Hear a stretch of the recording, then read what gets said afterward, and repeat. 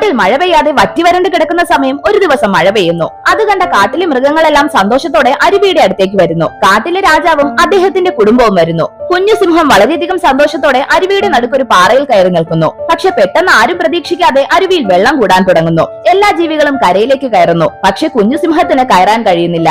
അച്ഛൻ അവനെ രക്ഷിക്കാൻ വെള്ളത്തിലേക്ക് ചാടുന്നു. പക്ഷെ ഭയങ്കര ഫോഴ്സിൽ വെള്ളം വന്ന് കുഞ്ഞു സിംഹത്തെ ഒഴുക്കിക്കൊണ്ടു പോകുന്നു.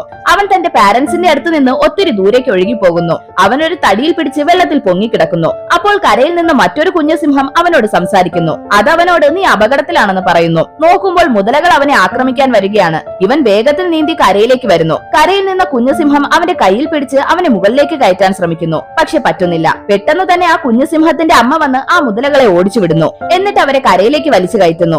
അപ്പോൾ ഈ കുഞ്ഞു സിംഹം അവനെയും അവരുടെ കൂടെ കൂട്ടാമെന്ന് പറയുന്നു. പക്ഷെ അച്ഛൻ അതിന് സമ്മതിക്കില്ലെന്ന് പറഞ്ഞ് അമ്മ വേണ്ടെന്ന് പറയുന്നു. എന്നാൽ അവന്റെ അവസ്ഥ അറിഞ്ഞ് കൂടെ കൂട്ടുന്നു.